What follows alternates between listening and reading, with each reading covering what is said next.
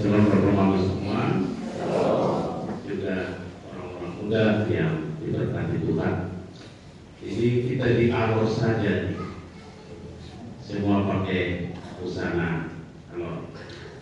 Tadi mau pakai busana alor, tetapi teman-teman presbiter ingatkan bahwa dalam tata ibadah yang diseluruhkan majelis ini, para pelayan mimbar tidak boleh mengenakan busana dalam bulan budaya bahasa ini. Kami harus pakai toga. Pada tahun-tahun kemarin masih bisa, mungkin teman-teman punya pertimbangan yang berbeda. Baiklah Bapak Ibu dan Saudara sekalian, hari ini kita membaca kisah percakapan empat mata antara Tuhan Yesus dan Petrus saat Yesus yang bangkit menampakkan diri kepada Petrus dan juga murid-murid yang lain. Nah, Bapak Ibu dan Saudara sekalian, Petrus yang menyangkal Yesus sebanyak 3 kali telah membuat dia selamat dan terhindar dari ancaman kemungkinan bernasib seperti Yesus. Ada kemungkinan kalau Yesus tidak menyangkal, Petrus tidak menyangkal Yesus, bisa jadi dia bernasib seperti Yesus. Karena dia adalah murid Yesus, semua orang mengenalnya, dan terutama dia yang selalu tampil sebagai juru bicara dari murid-murid Yesus. Tetapi itu dia penyangkalan yang dilakukan dia sebanyak 3 kali tentang dia bukanlah murid Yesus telah membuat dia selamat dan terhindar dari kemungkinan bernasib seperti Yesus. Tapi dari penyangkalan itu menunjukkan Petrus egois. Dia tidak setia kawan. Dia hanya mementingkan diri sendiri. Dia hanya cari selamat sendiri. Hanya karena kepentingan, harapan dan tujuan dia kepada Yesus tidak tercapai. Memang Bapak Ibu dan Saudara sekalian, Petrus bersama murid-muridnya yang lain, bahkan sebagian besar pengikut Yesus, sangat berharap Yesus yang punya kuasa, karunia, hikmat, seperti memiliki banyak dan serta memiliki banyak pengikut yang militan yang bersedia mati demi Yesus.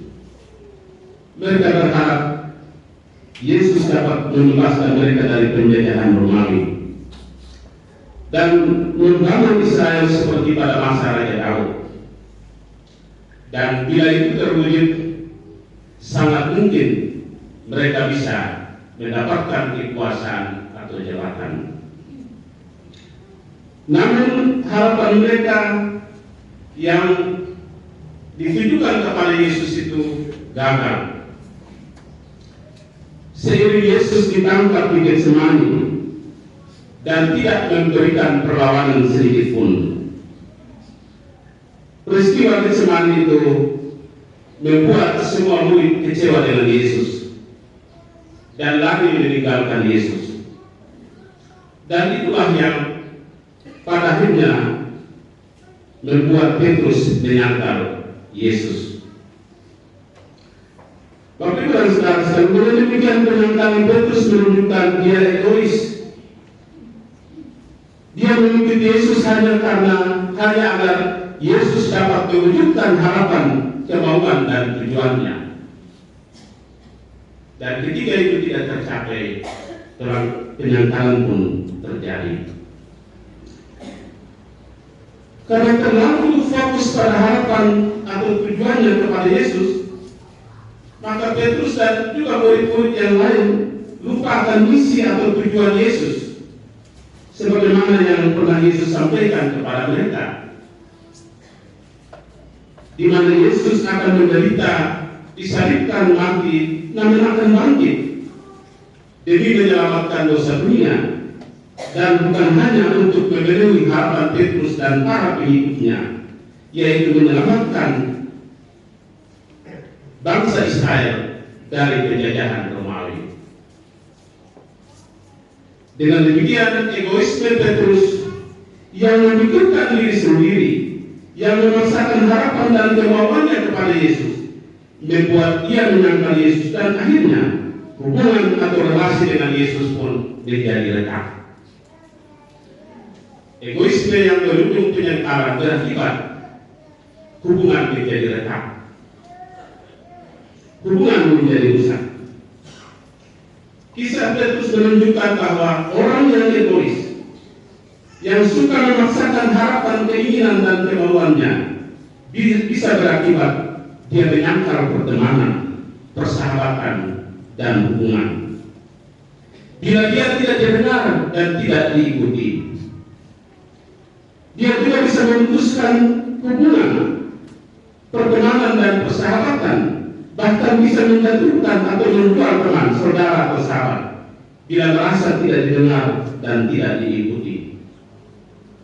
Sebab bagi orang yang egois, teman, saudara, dan sahabat hanyalah alat untuk mencapai tujuan, harapan, dan keinginannya.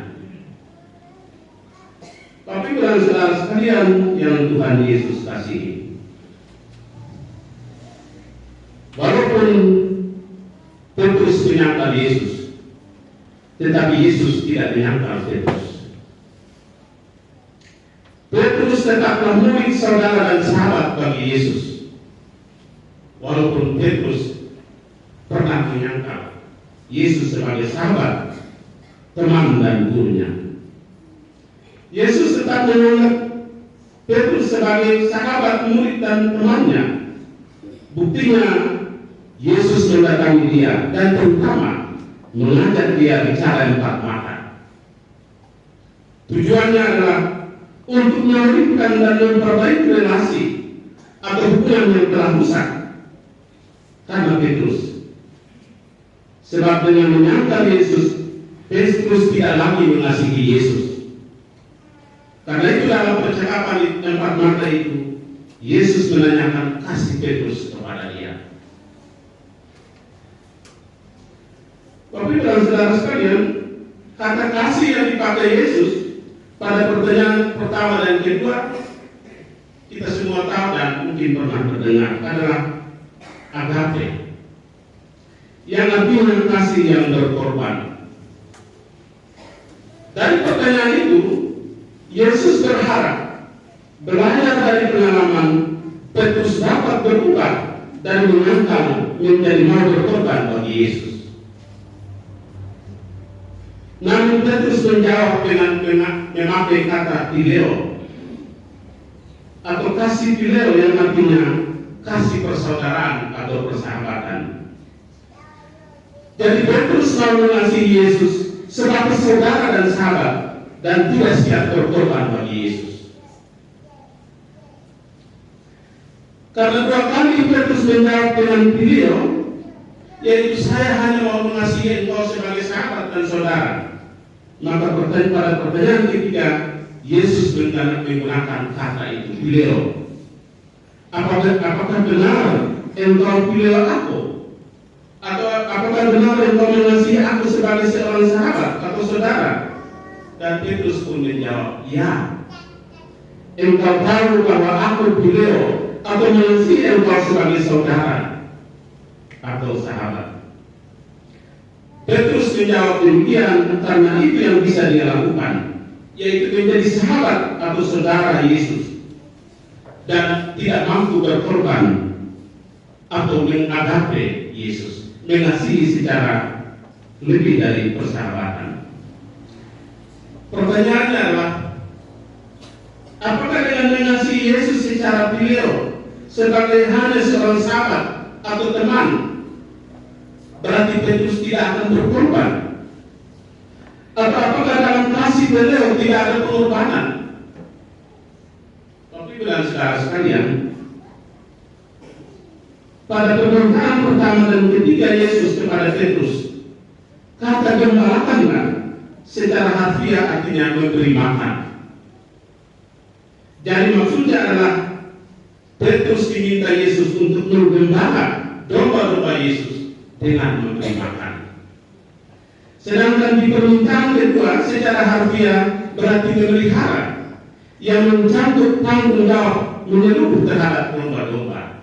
Artinya Yesus meminta Petrus mengembala, bertanggung jawab atas nasib domba-dombanya Yesus. Ini artinya, sekalipun Petrus menjawab mengasihi Yesus secara filial sebagai sahabat atau saudara, dan bukan agape dengan berkorban, namun dengan meminta Petrus menggembala dengan memberi makan dan memelihara, maka Yesus meminta Petrus untuk bertanggung jawab atas kehidupan jasmani atau makan dan kehidupan rohani atau keselamatan domba-domba Yesus.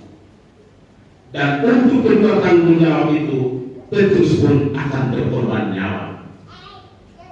Seperti Yesus yang juga karena memiliki kasih filial atau persahabatan kepada semua manusia, maka dia telah berkorban nyawa dan menghidupkan keselamatan semua manusia yang adalah sahabat-sahabatnya. Dengan demikian, Bapak Ibu dan saudara sekalian, kasih filial yang disanggupi Petrus kepada Yesus bukan tanpa pengorbanan, tetapi juga akan berujung pengorbanan. Seperti Yesus, kata sahabat kita, telah berkorban nyawa bagi kita yang adalah sahabat-sahabatnya. Bapak Ibu dan saudara sekalian, karena memahami maksud Yesus tentang sahabat yang juga akan berkorban, maka Petrus pun menjadi sedih. Kemudian berkata, Tuhan, Engkau tahu segala sesuatu. Engkau tahu bahwa aku mengasihi Engkau. Artinya, jika Yesus menghendaki Petrus menjadi sahabat yang juga harus berkorban bagi Yesus, maka itu akan terjadi. Dan benarlah Bapak Ibu dan saudara sekalian, di ujung hidup Petrus juga disalibkan karena memberitakan Injil Yesus Kristus. Dia juga pada akhirnya disalibkan sebagai jawaban atas janjinya untuk mengasihi Yesus sebagai sahabat yang siap juga untuk berkorban diri Yesus. Namun berbeda dengan Yesus, Petrus disalibkan terbalik dengan kepala ke bawah. Itu atas permintaan dia, karena dia tidak mau disalibkan berdiri seperti Yesus, guru dan sahabat yang dia hormati. Bapak Ibu dan saudara sekalian yang Tuhan Yesus kasih, percakapan Yesus dan Petrus ini menunjukkan pemulihan relasi atau hubungan keduanya tidak sebatas pada percakapan abstrak atau tidak dalam kata-kata saja seperti ya saya mengasihi engkau lalu selesai. Tidak, tetapi disertai dengan komitmen atau janji dan tanggung jawab, yaitu Petrus siap mengasihi Yesus tidak hanya sebagai sahabat atau saudara yang kemudian lari dari tanggung jawab ketika saudara terancam atau susah, tetapi sebagai saudara atau sahabat yang siap berkorban demi saudara dan sahabatnya. Jadi relasi Petrus dan Yesus dipulihkan dengan janji Petrus untuk pileo yang agape atau menjadi sahabat yang siap berkorban bagi Yesus, dengan siap bertanggung jawab memelihara domba-domba Yesus hingga siap berkorban nyawa. Dan itu yang terjadi. Petrus komitmen dengan janjinya kepada Yesus. Dia pun pada akhirnya disalibkan seperti Yesus demi Injil Yesus Kristus. Bapak Ibu dan saudara sekalian, percakapan dari Yesus dan Petrus ini adalah pesan dari percakapan Yesus dan Petrus ini adalah untuk memulihkan setiap relasi atau hubungan yang rusak atau kurang baik. Tidak cukup dengan kata-kata atau omong-omong saja. Tidak cukup dengan meminta maaf atau pegang tangan lalu selesai, tetapi harus disertai dengan komitmen atau janji dan tanggung jawab untuk memperbaiki diri. Antara lain melalui memperbaiki pemikiran, seperti Petrus yang menerima pemikiran baru bahwa kasih pileo juga akan berujung pengorbanan. Demikian pula harus disertai komitmen atau janji dan tanggung jawab untuk merubah sikap dan perilaku dari yang suka bekerja menurut kehendak sendiri, dari yang suka memaksakan kehendak, seperti yang dilakukan Petrus, menjadi sedia bekerja sesuai kehendak Tuhan dan menurut kehendak dan mau bersama. Singkatnya, pemulihan atau perbaikan relasi atau hubungan yang rusak haruslah dengan mengorbankan atau menghilangkan sikap egois dan sikap angkuh. Menjadi bersedia mengikuti kehendak Tuhan serta yang menjadi kehendak bersama. Jadi berkorban bagi Tuhan dan sesama tidak hanya dengan nyawa, tetapi juga dapat berupa membuang sikap egois, angkuh, suka memaksakan kehendak, mau didengar saja, diganti dengan sikap terbuka atau menerima pikiran pendapat dan karya sesama. Dan itulah penegasan Yesus kepada Petrus di balik percakapan empat mata itu. Kalau Petrus seperti itu terus, seperti sebelum bertemu empat mata dengan Yesus, tidak akan ada perubahan. Injil tidak akan diberitakan. Tetapi hanya dengan perubahan dari Petrus, janji dan komitmen dari Petrus, maka Petrus dapat memberitakan Injil. Dan itulah yang dilakukan Petrus. Bapak Ibu dan Saudara sekalian yang Tuhan Yesus kasihi, di saat setiap orang telah mengorbankan sifat egois, angkuh, serta menerima pikiran, pendapat, dan karunia orang lain, maka hubungan atau relasi akan baik, hidup bersama pun akan menjadi damai. Kita semua adalah domba-domba Yesus, tetapi juga sekaligus dipercaya Yesus menjadi gembala-gembalanya. Bukan hanya presbiter, penatua, diaken, pengajar, dan pendeta yang gembala-gembala. Kita semua orang percaya adalah gembala-gembala, sekaligus domba-domba milik Tuhan. Sebagai gembala-gembala, tugas kita adalah saling memelihara sesama kita yang adalah domba-domba milik Tuhan. Tugas itu akan terlaksana bila pada diri kita tidak ada sifat egois, angkuh, mau didengar saja dan suka memaksakan kehendak, seperti Petrus dan teman-temannya yang mau memaksakan kehendak kepada Yesus. Sebab semua itu adalah musuh dalam relasi atau hubungan, serta musuh bagi hidup bersama yang damai. Sebaliknya, kembangkan dalam diri sikap terbuka, sikap suka mendengar, sikap mau belajar dari sesama, dan menghargai pikiran, pendapat, dan karya sesama. Semua itu akan membuat kita menjadi gembala yang baik bagi sesama, yang adalah domba-domba milik Tuhan, dan juga dapat membuat relasi atau hubungan di antara kita sesama gembala menjadi baik. Dan dengan begitu, relasi kita dengan Tuhan pun akan selalu baik. Dan kita pun telah mengasihi Yesus, Tuhan dan sahabat kita. Dengan menjadi gembala yang baik, kita telah mengasihi Yesus dan juga menjadi gembala yang baik dari domba-domba milik Tuhan. Amin.